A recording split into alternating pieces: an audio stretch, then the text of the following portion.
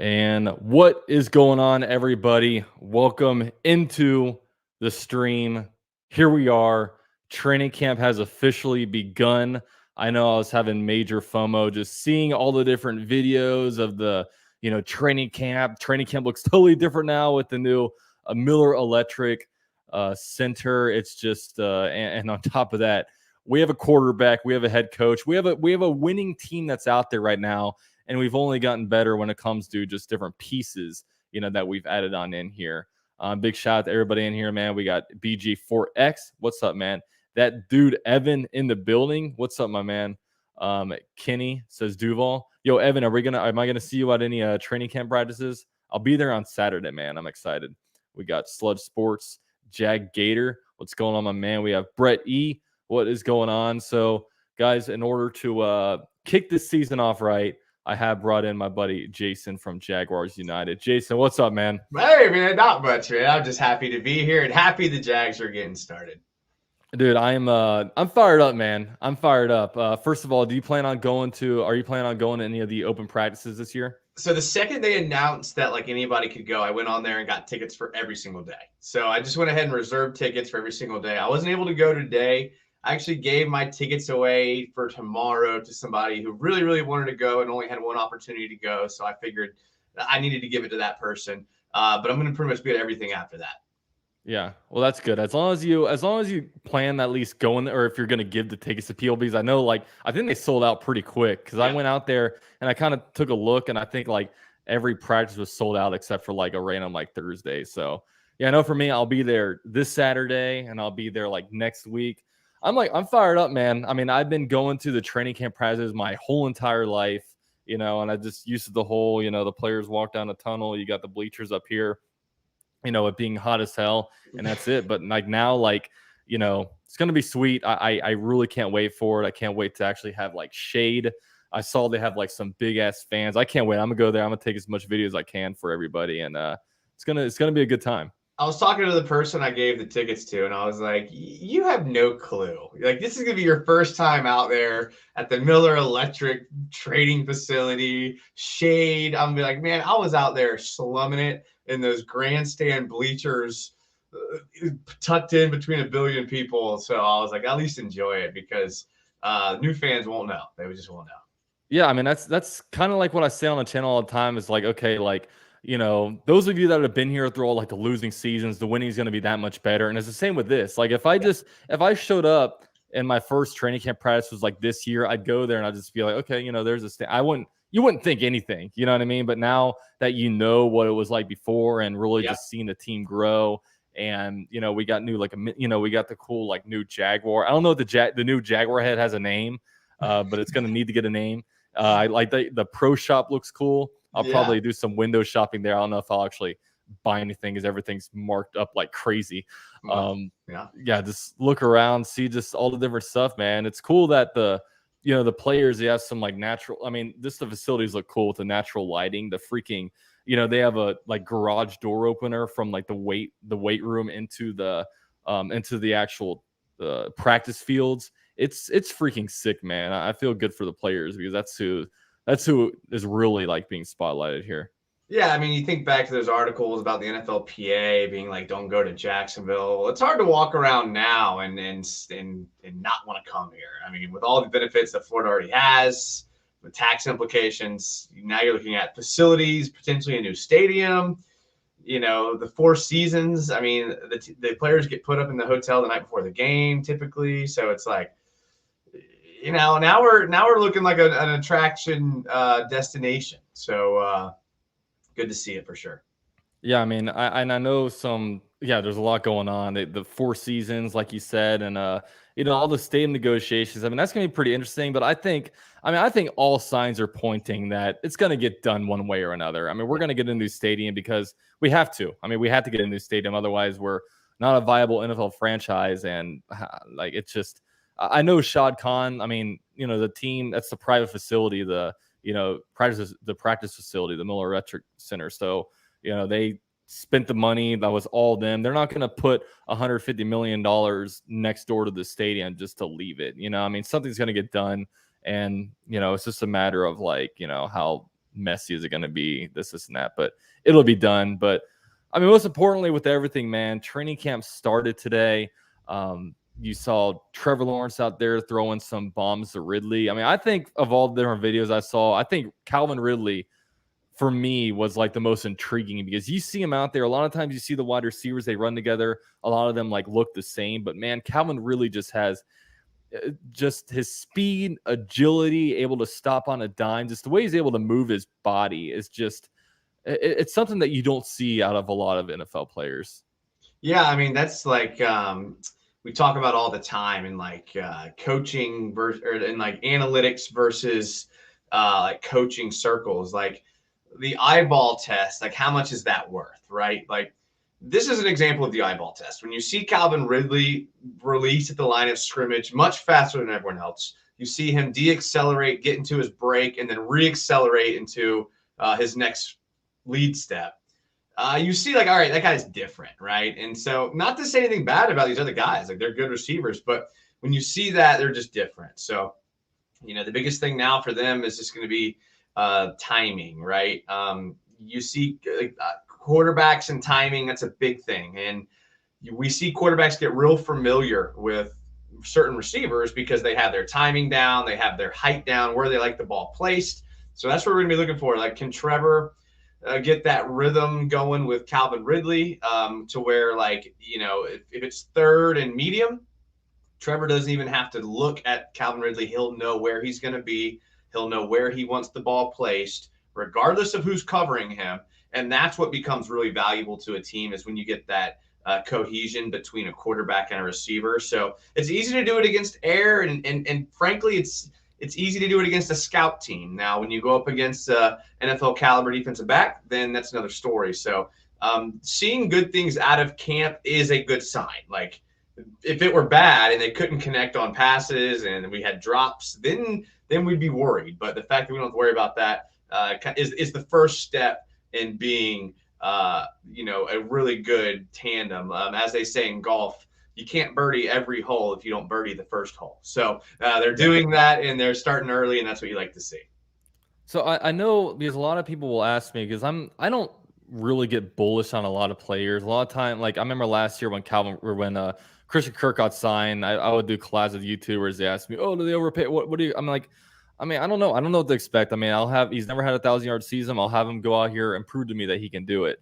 But you know, this year when it comes to like Calvin Ridley, man, I'm super bullish on him. And people were asking me, "Oh, well, do you think it's going to take a little bit for him to get going?" I just kind of think, I don't know. I don't think so. I really don't. I think he'll be able to really just week one, just boom. I think it's just going to happen with him. I mean, a lot of people compare it to like, Le'Veon Bell sat out a year. It's like, okay, yeah, but that's Le'Veon Bell going to Adam Gase. You know who else sat out a year? Was Jamar Chase before he, you know, went to the NFL. Like, I think, you know, I don't think sitting out a year is going to make you that different of a player. And I know he was more like a year and a half, but, you know, I guess with you, do you see, you know, Calvin really maybe getting a slow start, or do you think that training wheels are off? You think that week one he'll be, you know, pretty good off the start? Yeah, it's hard to tell. And it's kind of like what I was just saying. Like, I'm sure they'll try to get him the ball quick, you know, on screens and quick passing concepts. Like that, I'm not worried about. Ridley will get his in those situations. It's just going to come down, can Ridley and Trevor get on the same page? Can they develop that rhythm? Like that may take a couple. I mean, I don't know. It may not. It may. I mean, that's only time will tell in that. I do know that Trevor Lawrence and Calvin Ridley are both talented enough to be able to hit the ground running. So from what we've seen from camp, I think that it's a fair assumption to say that they will hit the ground running early. That's kind of what I think we hope they will do. And if I were betting on it, I would say they would. But again, it's one of those things, man. It's like that connection. Like we've seen quarterbacks fail because they can't hit quarterback or receivers in stride, and they can't get on the same page with their receivers. And but I don't see that happening here. But it's a bigger deal than people think, I guess is what I'm trying to say. Yeah. So I guess when it comes to like this camp, what are you most excited to see out of like the Jaguars this training camp overall? So I'll shamelessly plug, I just posted a video like an hour ago. It was my top 5 storylines for training camp. So you can go watch that if you want. I'll just give you the number one thing I was most excited about was seeing Trevor Lawrence and Calvin Ridley. But somebody who I think is kind of flying under the radar as far as national media attention and even local media attention is, I think, Trayvon Walker. I mean, I think he's poised for a really big breakout year this year, regardless of where they play him. The 5-7 technique, hand in the dirt, or outside at the weak side edge rusher spot. I think regardless, he's poised to have a big year. I mean, we knew he was kind of a project player, going into the season last year when we drafted him first overall. And I know he had 5 sacks last year, but he had 30 hurries, which is pretty good. And I went back and did some digging, and since 2010, only 5 rookies have even had 10 sacks. So it's not one of those things where rookies come along and just blow it up all the time. And among those guys, 0 of them had an interception, and Trayvon Walker has an interception. And I'll take that a step further. Out of all the players on the Jags team who had 80 coverage snaps, Trayvon Walker graded out number 2 on PFF as the best coverage player. So he does some things that fly under the radar well. Just didn't get the sacks, the tackles for losses that people wanted. But I think you'll see that this year. So that's what I'm most excited about, is seeing Trayvon Walker kind of dominate. And if he dominates, Josh Allen's going to dominate. And then that could just be a good momentum piece rolling downhill. No, yeah, and honestly, I think the same exact thing as you. I think Trayvon Walker, I mean, yeah, obviously outside of like the obvious when it comes to like your quarterback one and like, you kind of bring in your Stephon Diggs or your, or your AJ Brown. But man, like last year, the Jaguars selected Trayvon Walker at number 1 overall. They said that this guy is projected to be the best player in this draft. So they spent the number 1 overall pick on him. Now, they picked him not because of what he could do in 2022. They picked him what he could turn into in 2023 or 2024. And, last year, I mean, he didn't have a crazy year. And I know a lot of people, a lot of, armchair, people out there, oh, it was a bad pick. I told you Aiden Hutt. It's like, yeah, but, he wasn't supposed to be great last year. But now everyone said, let him get an off season of pass rushing moves in where he can learn it. And that's what I'm excited to see, because you should be able to see that pretty early on, especially when, pads get put on and they're, doing different drills against like offensive tackles. You should be able to see more of an arsenal of tools when it comes to what Trayvon Walker can do. I know he's coming in great shape. And look, the Jaguars not only took a gamble on him by selecting him number 1 overall, they also took a gamble by not really doing a lot when it comes to addressing the defensive line, this offseason. I mean, you lose Arden Key. You don't really replace him with anything. You bring back Smoot, although I don't know when he'll be back to 100%. And outside of that, you're kind of relying on guys that have combined for like outside of Kayvon Chaisson. You're relying on guys like Jordan Smith and, I think the guy's name is Dixon. I think they combined for like 1 NFL tackle in their career. So it's just a lot of like unknown. It's a lot of saying, hey, we're relying on our number 1 pick to turn into the number 1 overall pick. And, you're relying on, Josh Allen to be able to kind of become probably a number 2 behind Walker if everything goes well in a perfect world. And then maybe you're kind of working with something on that defensive line when it comes to generating pass rush. I mean, I couldn't agree more with all of that. I want to get your take on this. All right, let's another guy. Trayvon Walker's easy, right? I mean, I think that's an easy one. The fans want him to be good. We want him to be good.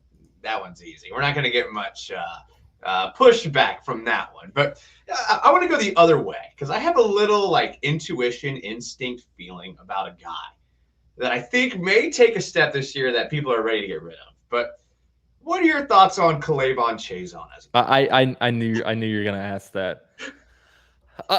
Talk is cheap, man. Let him show me. I mean, like I could sit here and say Kayvon Chaisson is going to be great. He's going to be filling that role, but I mean, I haven't seen it yet. I mean, I'll give him he's obviously got the opportunity right now. If Josh Allen gets injured week 2, Kayvon Chaisson is a starter. Okay. And we're probably going to be relying on him because he's kind of that number 3 right now. So, I mean, I hope he does it. I hope he does well. But I'm not going to be, betting any over-unders on sack numbers for Kayvon Chaisson this year. So this is my line of thinking, and maybe it's flawed. The guy was a bigger project than Trayvon Walker. Bigger project. to put it in perspective, how big of a project he was so young when he got drafted that he is 6 months younger than Ventrell Miller, who we just drafted. Okay. So he is 6 months younger than a guy we just drafted. Okay. So he's like the ultimate prospect. He got signed by LSU at like a pro day because he was so athletic, and they're like, we can make you into something. They made him into serviceable for LSU and in an SEC defense. I think there's a chance, because is he not stepping into the, I mean, we haven't signed Danielle Hunter, is he not stepping into the Arden Key role? Is he not that rotational he's gonna be, linebacker when they put Trayvon Walker's hand in the dirt? Who goes to his spot? It's K'Lavon Chaisson, is it not? So he's now getting those snaps. It's now or never for this guy. I like him. I mean, I have a feeling, and I could be wrong, I have a feeling we're going to see some out of him this year. You know one issue I have with K'Lavon Chaisson? If you were to tell me what was your favorite K'Lavon Chaisson play ever, I have nothing. I don't know a single highlight I've ever seen out of K'Lavon Chaisson besides lowlights, besides him like getting juked out in the backfield. He did have a sack last year, so we can't give him credit for that. Which game did he have a sack? Gosh, what was it? Was it a Raiders game? No, it was the Houston game at Houston, week 17. Oh, okay. I walked out. I was on a cruise ship. It must have been kind of. I was streaming it. I was trying to be a good person. I was like, okay, I'm on my honeymoon. I got to get out of here. So it probably happened when I wasn't watching. So that's why I just gotta not watch games and K'Lavon Chaisson will get sacks. I think I'm the problem. I mean, he's been in the NFL for 3 years, and he's still younger than a guy we just drafted. So I mean, it's like I'm willing to give him one more year. I'll give him one more year without. I'm not gonna say. And again, we moved him up the depth chart. We have not replaced Arden Key. So until we do, those snaps are going there. So just keep your eye on him. Keep your eye on him. I'm not saying bet any over-unders, but keep your eye on him. I just have a little feeling about him. So while we're on this topic, because I've seen multiple people ask him about it, there's been some rumors about maybe a Danielle Hunter trade and him doing Instagram stuff, following people, that kind of thing. Now, when it comes to Danielle Hunter, next year, I mean, when it comes to our draft capital, there's a lot of ties when it comes to Calvin Ridley, when it comes to like what pick is going to be given up.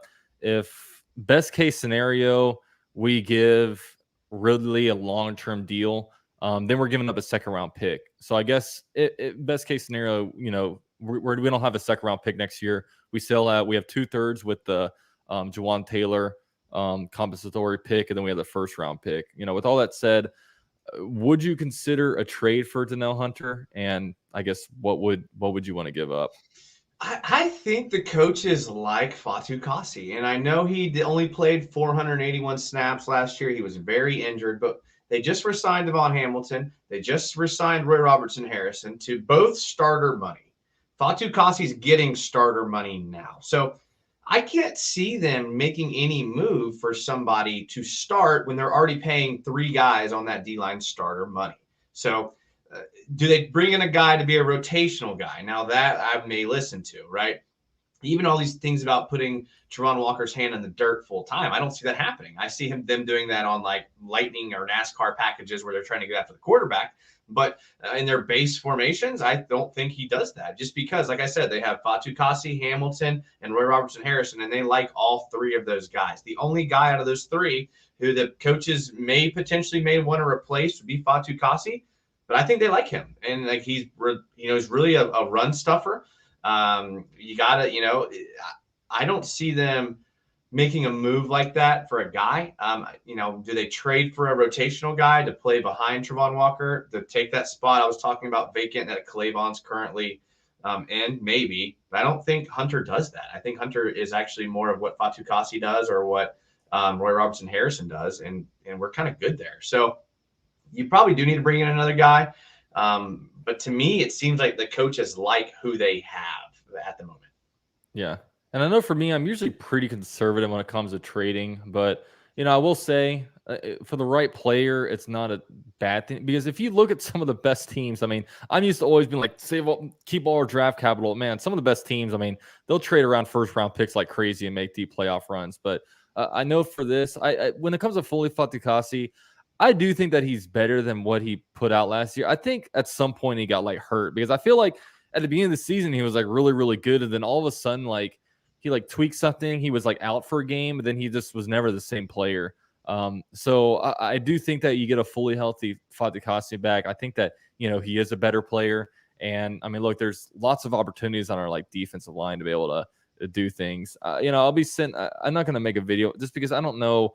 It's hard to predict trades just because you got to factor in contracts. And, right now when I look at it, man, I mean, Justin Herbert just signed a huge contract, and this more of the same is probably coming from Trevor next year. You want to keep Calvin Ridley. You like to keep Josh Allen. Calvin Ridley and Josh Allen are on expiring contracts. Actually, Josh Allen's on the 5th year this year, right? Yeah, so they're on expiring contracts. So I'd like to keep, now I'm more so looking at kind of keeping a nucleus together. So that's kind of my take. We'll see what happens. We'll see what you have to give up. Now, if it's only like a 3rd round pick you're giving up, maybe it's a little bit different, but we'll see. We'll see. Yeah, I mean, the money that's coming off the books next year. I mean, you could get out of that Rayshon Jenkins contract pretty cheap. You can get out of that Cam Robinson contract pretty cheap. I mean, those are 2 pretty big contracts you could get out from under. But beyond that, I mean, the team is, they're in a position where they have razor thin margins when it comes to their cap room, and you got to allocate some money for an early season injury if something happens to a guy. If your team's humming along and you're first place in AFC South and a key piece goes down, you got to go out and get somebody, and you got to go out and make a trade for somebody, especially if you think you have the potential to win the Super Bowl. So you kind of have to allocate for that. And yeah, I mean, this roster, it just seems like it's set to me. The only position I could see the only position that I would personally upgrade is that sub outside linebacker on passing downs, bringing in a guy like that. And everyone's talking about that already, like Justin Houston and Clowney or Ngakwe or a guy like that. And that's the only situation I see them upgrading unless there's an injury. Yeah, and that's my thing. I'd almost rather, like, if I were to make a trade, probably wait for the trade deadline, because you really never, because right now you look at the team and it's like, okay, we got some pretty strong units, but all of a sudden if we have a couple of like offensive line injuries and it's like, and it comes to trade deadline and we're down, starting tackle and a starting guard, and it's like we need to, fix it. That's when I'd probably rather use some draft capital as addressing that, because I don't want an injury to, Anton Harrison to derail our, a potential playoff run. Right. So that's probably what I would do. But, you're also talking to somebody that's, I'm always very conservative on like trades. I'm always afraid to pull a trigger because, in a perfect world, you want to build your team through the draft. You don't want to be trading your draft picks away to other teams. And, you don't want to load the books with a bunch of expensive guys. And then, you have to all of a sudden make tough decisions where you're cutting some guys that you kind of wanted to keep. So, the 2 sports examples that come, and there are many, but like the 2 that come to mind immediately is, one philosophy is like the Rams. They traded every pick to win the Super Bowl, and that's cool. They won the Super Bowl. Awesome. Now they're in a probably pretty serious rebuilding mode for a while. Then you look at a team like the Tampa Bay Rays, who are very conservative with their picks and their prospects, and they always get really close, but they never win, but they do it every year. So they have sustained success, but they can't seem to get over that hump. So if you're being dealt hands, which hand would you rather be dealt? I think most people would rather win a Super Bowl, but I'm with you. Like, ideally you want to be like the Chiefs, where you just have sustained success. You build through the draft. You kind of pick off these low-hanging fruit players that are having issues with other teams, and you kind of build that way. But even the Chiefs have to make some pretty tough decisions every year, getting rid of some pretty good guys. Every year we see them when they lost Tyreek Hill. You lose big time players if you want to go that route. So you just hope you draft well. You hope your coach can develop talent, and you hope your scouts do their job. Yeah, and I think that's a big thing is just, coaches being able to develop talent, because, you see with the Kansas City Chiefs, it's like, they draft Clyde Edwards-Helaire. He's kind of a bust. And then you can just have Pacheco come in Yep. and, kind of do his thing. And then you Yep. even have, a guy like Kadarius Toney that comes in that, for the Giants, just they probably didn't have the right culture in place to kind of deal with a guy like that. And he comes over to, the Chiefs, and they're able to kind of stabilize him a little bit and kind of help them accelerate when it comes to their playoff push. So yeah, there's a lot of that's what we have now that we can really say is like we actually have legit coaching now.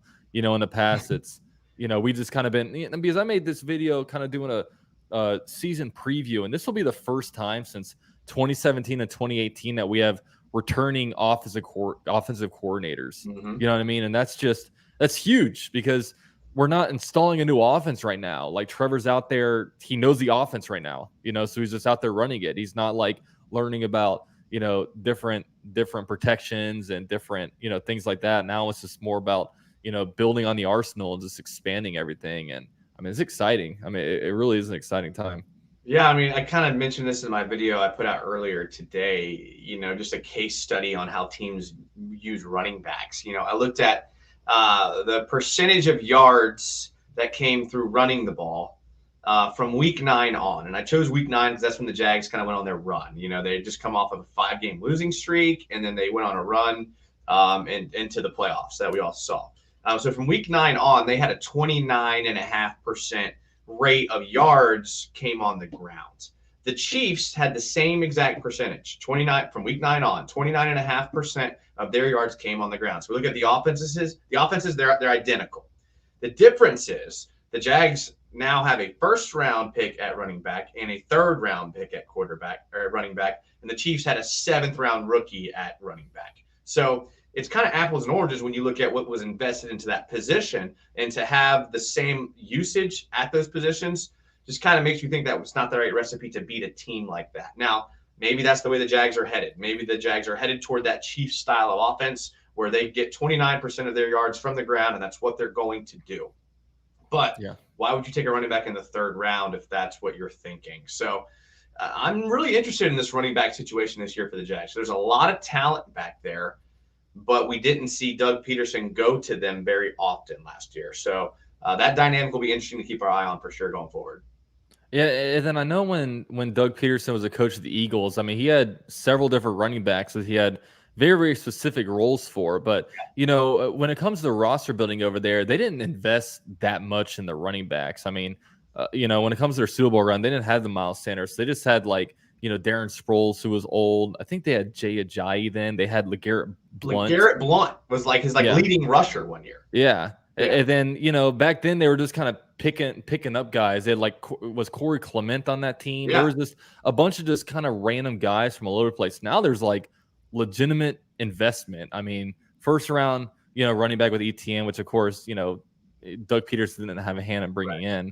And then you draft Tank Bigsby in the 3rd round, which kind of had, you pretty confused. But, when you look at this offseason, man, the Jaguars, they're building this roster like they want to put up 30+ points per game. And, I'm not going to sit here and complain that we're investing in offense because I've been wanting to go offense all the time. I mean, the last year, the Jaguars, when it comes to the draft, they kind of went away from it. But at some point, you got to show love to the, to the offense. And this offense, it's going to have a different element this year because when you look at the loss against the Chiefs, that game might have been lost because of wide receivers. I mean, you saw the 2 biggest plays was the Christian Kirk drop deep. Maybe next year that goes to Calvin Ridley, catches that. You even look at, Jamal Agnew fumbling, that ball when, it was going to bring us within 1 possession. So it's, now we have a wide receiver that can now take the top off the defense. We haven't had that. There were times where Trevor would throw deep and there might be some drops. I mean, remember that throw against the Titans when, man, it was dropped, but it was just such a beautiful ball out in the end zone. And, now Trevor knows he has a guy that can go deep. Calvin Ridley's going to take some eyes off of Christian Kirk. And, you bring in new tight end, Evan Ingram's in the offense for another year. You had the Tank Bigsby's and ETNs, and you even have some good running backs behind that. I mean, JaMychal Hasty wasn't bad. Dearness Johnson is a pretty good running back too. So this offense, man, it should he might get cut. Which one, Dearness? Yeah. You think how many running backs do you think we keep? So I mean, it's either him or Snoop Connor, Well, I don't right? think we keep Snoop. Snoop doesn't even play special teams. I mean, and then are we keeping the fullback? If we keep the fullback, that's another. That's Are we another keeping the fullback? I'm not even sure what to expect out of the fullback. He's playing like 8 different positions. I like him. I like him. I hope they keep him. I'd rather have him than Dearness Johnson and Snoop Connor. I'd rather have him. Yeah. Yeah, I mean, I haven't seen anything out of Snoop Connor that makes me want to keep him. I have liked Dearness Johnson from the time he's been playing, but he had like regardless, 10 we'll see. carries last year. Yeah, like but he's been 2 years since he's been productive and like he's been healthy. So well, it's also one of those things like with you when because I remember I put on Twitter because I was like, oh yeah, someone was counting down until the preseason. I was like, oh, like 18 more days until I remember how much I hate preseason. There's people like, oh, like I love the roster battles and all this stuff. I'm like, I do. There was a time where I did enjoy the roster battles, but we get all like bent out of shape about who's going to make the 6th wide receiver spot, and then the guy makes it. And then last year, we cut the guy and we bring on Kendrick Pryor from the Bengals, and the end of the roster guys, you never even see them. That's why like now I'm just like super like not that interested in it. It's football, It's like it's a nice little segue. Well, see, my thing though, it's not football to me because you're not playing with any strategy. These guys are just running out there. Well, I mean, I don't know. Like I think I disagree with you there. I think I do. I like now. I sometimes it can be hard for me to watch the fourth quarter of a random team. But if it's the Jags playing, like, I don't know, man. It's just something about it. Something about seeing the uniform on the field, something about seeing the coaches calling plays. I know the plays are vanilla and all that, but I don't know, man. I'm glued to it. And I like it. I love football. I love watching athletes play football. I mean, these guys are at the top of their game. People don't realize how good these guys that are getting cut are at football. I mean, they're going to go on and be starters in these other leagues that are on TV. And so it's like, I don't mind watching preseason football, but again, I know I'm in the minority there. I think I'm just obsessed with it, to be honest with you. See, I think another thing that drives me nuts is that like sometimes it's hard to evaluate just because the quarterbacking is so bad. Yeah. I mean, like you want to sit here, like we want to see stuff out of Jeff Cotton, but the ball's like, or not, like Kevin Austin, I should say, but the ball's like 6 feet behind him. You know what I mean? Like, and this year I'm looking, we have like Nathan Rauch, I think his name is our. Okay. All right. So you remember? All right, let's hear it. Let's hype me up. Let's hype me up. Tell me about how he's going to be the QB2 this year. All right. Was it Tim Jones? Who was the guy everyone got super hyped about last year that got cut? Was it Tim Jones? I think it was his name, right? I think it was Jeff Cotton, right? Jeff Cotton? Or no, or was it Kevin Austin? No, Kevin Austin didn't do anything in the preseason. Though. Okay, so one of those guys we all got hyped about, Twitter, everybody gets cut. But on the same hand, remember Alan Lazard? Alan Lazard went off and everybody was like, oh, dude, he's a beast. He got cut. And now look at Alan Lazard. He's basically Aaron Rodgers' is like go-to guy. So, sometimes it's Tim Jones. Sometimes it's Alan Lazard. And I think that's the beauty of it. So that's my final case. That's my final argument with preseason. Yeah, I mean, it's cool. I mean, we'll see. I mean, what's cool? I got it out of you. I knew it. I mean, it was cool with like a guy like Allen Hurns. Like Allen Hurns had such a good preseason where like he didn't even play in the 4th game. Like he was one of the players that like didn't even dress. And I was like, that's pretty freaking cool. Like when you have a player that did so well, they just solidified themselves in a roster. That receiving, but of course, pretty bad. But yeah, I was about to say, of course, that was also 2014 when like we were just like everybody we drafted was making a roster. We had like Demetrius McCray starting at cornerback. Hey, don't talk bad about my boy Demetrius. All right, I will not stand for that slander. He is still in Jacksonville, right? So I should pick James Sample. No, I'm joking. He's a good guy. Yeah. So I guess when it comes to this preseason, and we talked about Trayvon Walker. Is there any other storylines or anything that you want to like mention when it comes to the kind of things that you're looking forward to? Yeah, I mean, I go like deeper in my last video. I just put out like an hour. Yeah, ago. Guys, by the way, we're with Jason from Jaguars United. I'm doing a terrible job about plugging everything. It's whatever. I haven't even told everybody to like. I don't know. I'm just all the YouTube stuff. I'm so bad at being a YouTuber sometimes. It's training camp. It's training camp, man. We're getting back into the swing of things. It's been the off season. This is what we do. It's not going to be perfect, but yeah, exactly. We got to work through the kinks a little bit. Right, exactly. We're installing a new live stream here. Right. We got to do all the football words, but yeah, this is Jason from Jaguars United. He has an awesome YouTube channel. And especially during season, man, once he comes out with the, week to week live streams, cutting down the tape.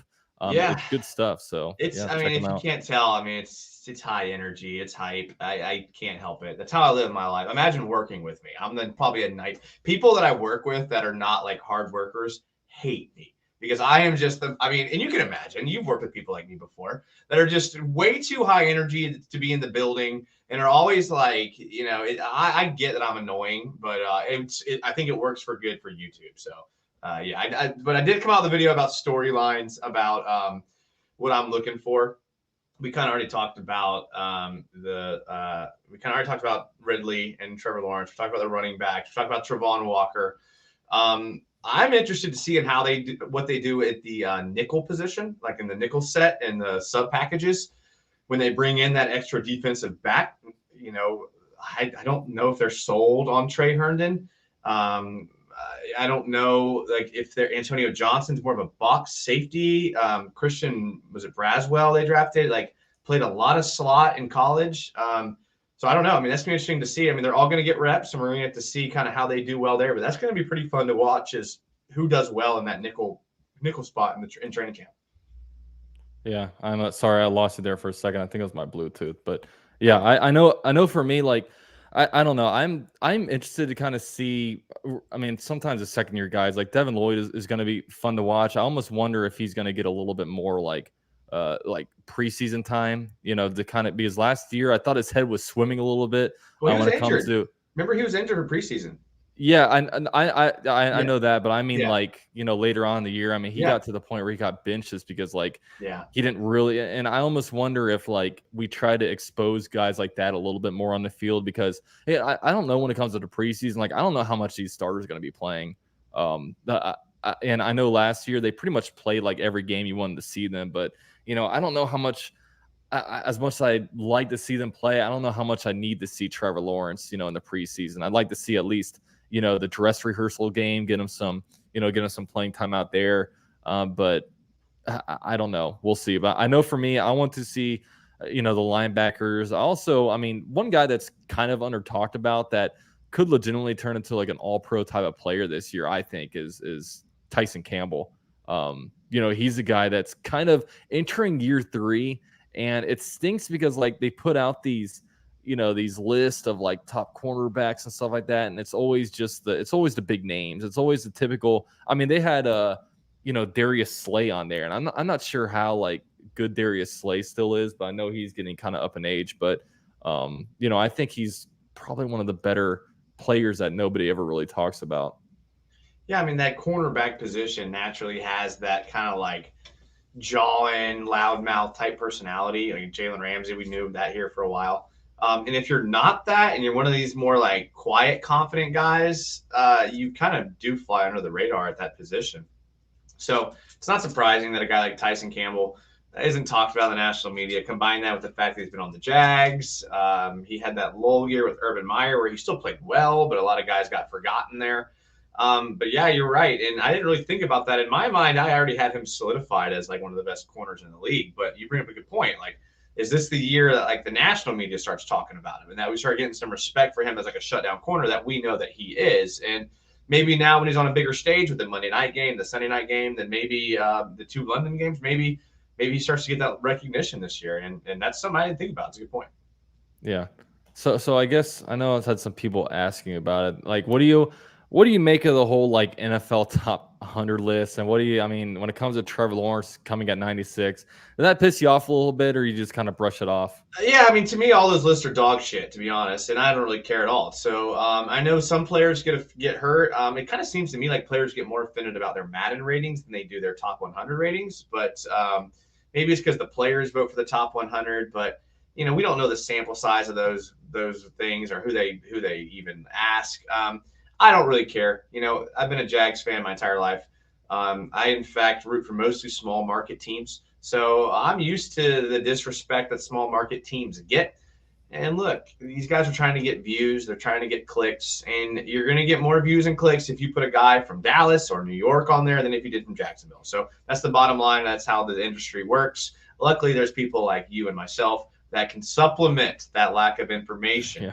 on those mainstream media. So no, it does not offend me, but that's just my opinion.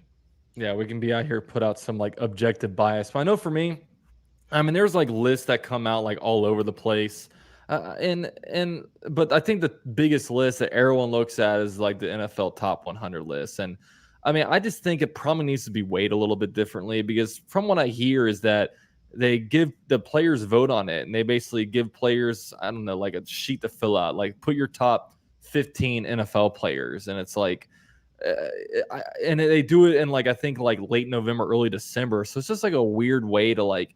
I think it almost needs to be weighed, like have players weigh in, then have like maybe coaches and like NFL media. I think it needs to be a little bit more. If this is going to be the list, make it a little bit better than just having like.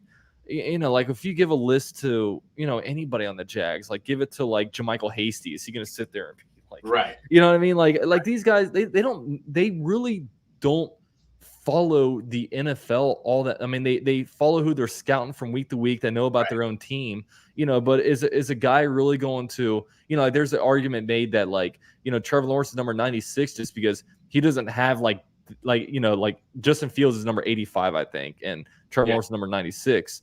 And, you look at Trevor and he's a married guy. He's, maybe he's not on the scene as much as a guy like Justin Fields, who's like, probably single, probably, might know a lot more people, played at a couple different schools and college. And, at the end of the day, it might be a little bit of a popularity contest. So, I mean, my main thing is like, look, a list, I really don't care about lists that much. Sometimes it's annoying when like players get put here or there, but whatever. But if this is going to be the official list, put a little bit more energy into it than just giving players just a sheet to fill out and it being done by that. I just think it's like really dumb. I put more stock in those like random ass podcasts where they get like players on and they're like, give me your top 5 receivers. And they just name like the most 5 I put more stock into that because me too. That's just means more to me than like, again, these lists, as much as you want to say they're like player voted, like the fact that Justin Fields was higher than Trevor Lawrence just goes to show that they care more about clicks and interactions than they do actual like stats or like what they see on the field. So I don't get mad, but I guess I have a little more patience than most people. Yeah, I mean, I guess at the end of the day, like there should be some things where it's like, can we as the NFL with the NFL badge really put out a list that has like Justin Fields ranked above Trevor Lawrence right now, and just all that goes along with it. I don't. Is there? Sometimes we know like how many players are going to be on the top 100 list. I don't know if anybody in the chat can help us out, but is Trevor Lawrence going to be the only guy that makes it? Because I don't think we've had any Jaguars on that list for a couple of years. That's a good question. I mean, does Evan Ingram make the list? I mean, he's a top tight end. I could see him making the list. I could see him making the list. Christian Kirk can make the list. Yeah. Top of my head, I mean, I don't know if Tyson Campbell should be on there. I don't know if he will be. Those would be the 3 guys that I would probably say. But then again, I would have thought Trevor would have been higher than that. So, yeah. What's it called? One guy says differences. Trevor signed my hat today. Guess I can't wear it anymore. Def can't wash it. That's awesome. And it's weird how for those of you who don't know, like, a lot of people like to go to these practices to get autographs. And, in the past, it's been really easy to get autographs. I mean, players would literally just walk through the line. You basically see every player as they're like walking off the field. But then it got a little bit tighter from year to year. Then now, like, there's like no access, like, and they're very, very, strict about having, players trying to ask for like you can't even hang out in like the parking lot, which some of these autograph hounds kind of do. Yeah. I know for me, that's annoying. Yeah, and I remember one time, I was like a freshman at college. I was trying to get this thing signed by a bunch of people. This Jaguar, out behind me. You can see it's got like a bunch of different like autographs and stuff on it. But I remember I was kind of like waiting in a parking lot because Cecil Shorts was like with his like wife out there, and I was kind of waiting for them to be done. I'm like looking back, I'm like, yeah, that would annoy me as a player. Like just people trying to walk to their cars, and you have like. And it's one thing, and there's kids that want autographs. And you feel bad, you got to give the kids, and you have the big autographs gurus that's got their like college helmet that they want them. You know what I mean? Like, yeah. So, but now they're doing it to where players can sign autographs, but they're choosing like at random like 100 people to be given the opportunity to get autographs. So I mean, I know for me, I'd be more so trying to get pictures if I somehow got chosen. I really like I really really want a picture with Trevor Lawrence. I think that'd be, because I don't really care about autographs anymore. I more so like want pictures, but meeting Trevor Lawrence will be like, that's, if I only meet one NFL player the rest of my life, it's going to be him. Yeah, for sure. I mean, people text me all the time, friends of mine, that'll see Trevor, out all the time. Not out, but like at the beach, like, Angie subs. Beach bars? Not that he's not beach bars, Bortles. He's not quite on that level. And I got to say, I had my fair run-ins with Bortles out there. So you're not going to see Trevor out there, but you see him around. I know where he golfs and has a membership. So it's Trevor's definitely the guy. He's the guy that's like, Jags and Jacksonville have needed that guy. They've never had him. I mean, they've never had a quarterback that's been like a superstar. The closest thing they've had to a superstar is Fred Taylor. I mean, I know Tony Vaselli's in the Hall of Fame, but it's rare that tackles are superstars. And Fred Taylor, Mark Brunell maybe, and Maurice Jones-Drew. Those are the closest things that we have. And Trevor has the chance to be like the guy. So that's why I'm always like, sign him early, sign him next year, give him double what Herbert got. I don't care. Like, put him out there with backup wide receivers, give him the most money possible.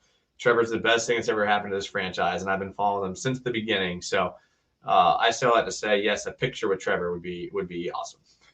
And I really think that of all the players that you mentioned, with Mark Brunell, Tony Vaselli, I don't think anybody's had a bigger like aura than like Trevor Lawrence. I mean, you just look, he's big, tall, he's got the long blonde hair. I mean, he just looks like a dude out of Greek mythology. I mean, it's just like, and I can't believe that we actually have a quarterback that's like that. I mean, as I was sitting here the other day, I'm super excited about the NFL season. I'm thinking like, man, I used to really get excited about NFL seasons when I had like, Bortles or Foles or like, or Minshew going to be my starting quarterback. And then now with this guy, it's like, man, like, how can I ever, because one day Trevor Lawrence is going to retire. I don't know how I'm ever going to go without having, like Colts fans right now are probably like, what the hell is this? After Andrew Luck leaves and they're dealing with like, what was it? Rivers, then like Wentz, and then like Matt Ryan. And then now we'll see if they're kind of stabilized with, Anthony Richardson out there. But yeah, it's a blessing to have him still. So it still goes down. One of my top moments ever is that day where, the Jets beat the Rams and we locked up Trevor Lawrence. It'll, it brings back really, really good memory. By far the best memory of that miserable 2020 season. There's very few sports memories where I remember the exact place I was, the feelings, everything about it. When that happens, then when the Jets won, I remember exactly where I was. I'll never forget that day. And it was just because we all knew.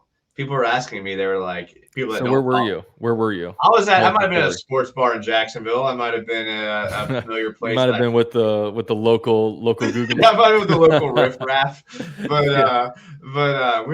I remember like talking to people that like weren't huge Jags fans, and they saw my excitement, and they were like, "Is that guy really that good?" And I was like, "That guy is really that good." And I was like, "It is going to be franchise changing." So, I'm like same with you. I don't know how I'm going to recover if he ever leaves. I remember me when we got Trevor Lawrence. Like the Jaguars played in the 1 o'clock window. They just got their ass beat by the Ravens. Probably barely. And then after that, I'm just like, I'm just chilling, watching, Red Zone, cheering on like my fantasy teams. And then like I remember like my wife is in the living room with me, and like she doesn't really understand it. She's from Puerto Rico, doesn't really understand anything about like the NFL or like football. And I just remember I'm just sitting there chilling, just watching casually, and then all of a sudden like I start getting really into this random game, like Jets Rams. Like what is that? Like that's so, and I'm getting into it like they're my team. I'm like cheering, and she's just like, what the hell's going on? And then like my brother comes out of his room and like he's cheering it on, and then all of a sudden like the Jets win, and I'm like going live on my channel. She's me all crazy, and she's just like, I am like so confused. And I'm like, oh well, we just locked up the number 1 quarterback, and like, yeah, but what if they don't pick him? I'm like, no. we're picking him. Yeah, You know, and he's going to be good. yeah. And then that I'll never forget, man. I'll never forget. It was such a man, brings back good memories. Because that 2020 season, it sucked because like we were so bad, but we weren't in the driver's seat for the number 1 pick. And you know, right at the last moment, the Jets choked it away. And I mean, look, the Jets are over there. I mean, they got Aaron Rodgers. They have a good situation right now, but they don't have the long-term answer at quarterback. So No. you know, they got the quick fix. Yeah, they do. And I like Robert Saleh. I think he'll be good. And I like Garrett Wilson's a good player too. Like you said, I like Garrett Wilson. Yeah, they have a good situation over there, but yeah, they don't have Trevor. And you know, I've talked about this with a bunch of people. It's like right now, who would you trade Trevor for? And like I don't even know if I'd trade him for Mahomes just because Trevor's like what 5 years younger. I mean, that's 5 more years in the NFL than Mahomes will probably have. So and like Trevor's ours, you know, like yeah, I don't want to see Trevor somewhere else, and you know, right. I want to build our own guy that's pure, that's only had the Jaguar uniform on. You know, I don't want to recreate anybody. So. You don't want a used up quarterback. I got you. Yeah, I don't want no sloppies. I want my own. Yeah. I want my own. Yeah, I got you. I got you. You're going with that. I got you. Yeah, it's but yeah, I mean, it's exciting. So I know the Jaguars have 3 preseason games. They start off what is it? A week from 2 weeks from Saturday is the first game against the Dallas Cowboys. Then we'll see what the Jaguars do. I kind of forget because back in the day when it comes to preseason, it used to be like starters didn't really play much the first game. No, they played a little bit the first game. The second game, they got a little bit more. Then the third game, they would play the first half, then a drive in the third quarter, and then they take them out. And then the fourth preseason game, which they used to have, just nobody would play. Now it's kind of like there's really no standard for it anymore. I don't know a lot of teams that are actually playing their starters for, you know, a half and then some anymore, just because teams are just so scared about injury. And yeah, and it sucks because this is a time of year. The worst thing about training camp is like when you read like different players going down with injury, and it sucks, and you just hope it doesn't happen to your team. And I know I saw when it started Naheem Hines, I'm like, oh shit, but I realized that happened because of like a Jets King accident. So it sucks. We just hope we can stay healthy. I know the Jaguars have been pretty good on the health bill the last couple of years. The training staff seems to be doing a pretty good job, and these guys have been staying pretty healthy. So just got to hope the magic continues. Yeah, I mean, with the exception of Travis Etienne, you know, we have been pretty fortunate and with players, and you know, I don't really believe in jinx and stuff or anything like that. Staying healthy is a big part of making runs. You know, the Jags stayed pretty healthy last year, and they're going to have to. But I mean, I believe that certain players are just better at staying healthy than others. You know, I was watching a thing today about, you know, Peyton Manning set those records for like worst rookie season as far as interceptions go. But what a lot of people don't realize is that Peyton Manning played every single snap of every single game in his first season. Like Peyton Manning was like stayed really healthy his entire career, and we've seen that from Trevor, and you know, that's a big thing, and it's why, I mean, investing in the offensive line just has to be paramount. You know, I've been banging the drum for offensive line. I mean, I think every year when we talk about who I want to draft in the first round, I say an offensive lineman, just because you can find a skill guy, you know, but you can't find an offensive lineman. And you got to keep your quarterback upright. So that's one of the things like that we just got to keep an eye out with that left tackle position with Cam Robinson, with that rookie right tackle. I was kind of worried about it last year with Fortner at center, but he was able to hold his own. So keep him upright, get rid of the ball quick. Like, you know, just don't let it happen.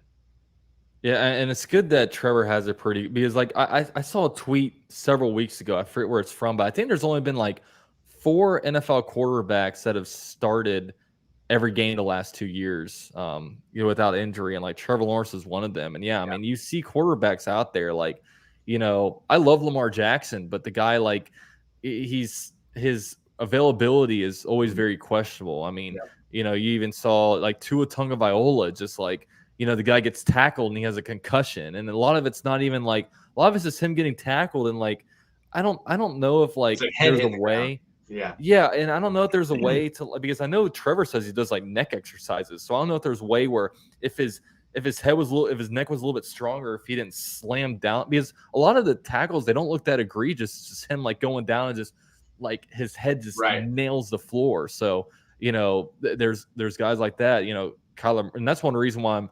Kyler Murray's injured. That's one reason why I was a little bit worried about, a guy like Bryce Young, because it's just like, man, the history on these smaller quarterbacks, it's not that they can't play in the NFL.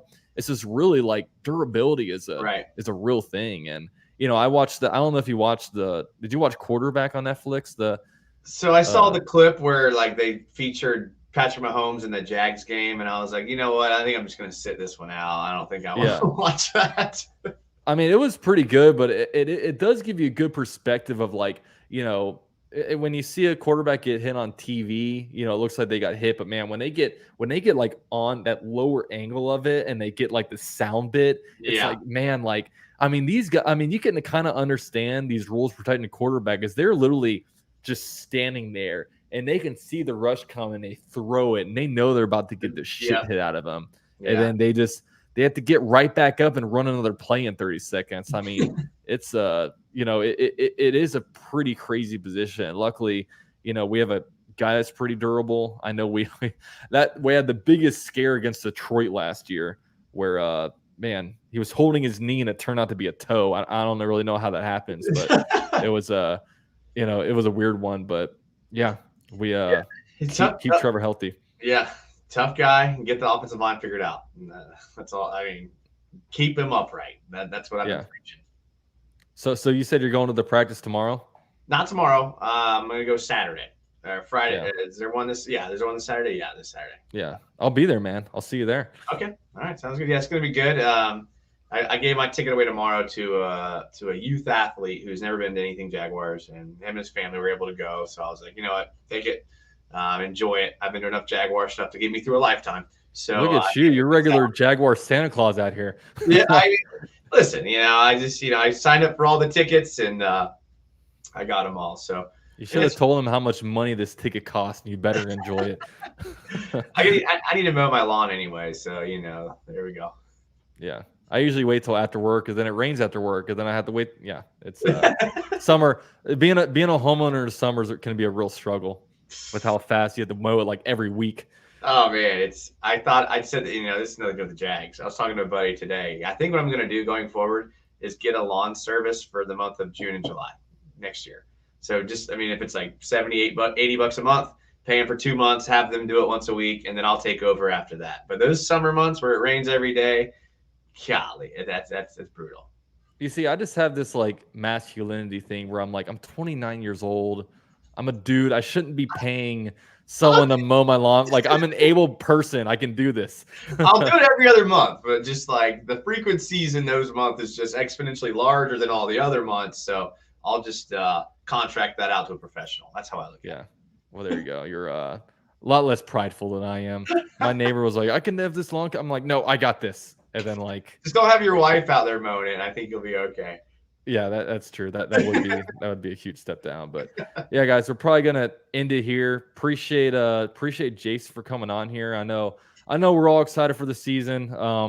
Lots of I know for me, I think my least favorite thing to do is just projections. Right now, it's kind of all we can do at this point. We've had one practice where, until they get the pads on and stuff, like, that's when the real kind of analysis and stuff comes in. I think one of my favorite things about football season is once the pads get on, I love like the defensive end offensive tackle battles, like the full speed, like pass rushes. I mean, I love that. I freaking live for that. Yeah, me too. I'm so excited. If anyone, I just put out a top 5 things I'm looking for. You can check it out on my channel. But I always appreciate you having me on. I'm kind of perusing your comments, and they're cracking me up as I'm going through them. So you got a great channel, and I'm always humbled to be on here. Yeah, man, absolutely. So yeah, I'm gonna drop I didn't do this beforehand, I should have, but I'm gonna drop the link to Jason's recently released video. So once we end this, go over there, check it out, drop a like for me, drop a comment for the YouTube algorithm. That's right. It helps us out. It helps us get the video to more people, get the more Jaguar fans who, don't know anything about me and Jason that should know about me and Jason. Yeah. And it'll be good stuff. So yeah, there's the link. Appreciate all you guys for being here. And yeah, go Jags. Go Jags, baby.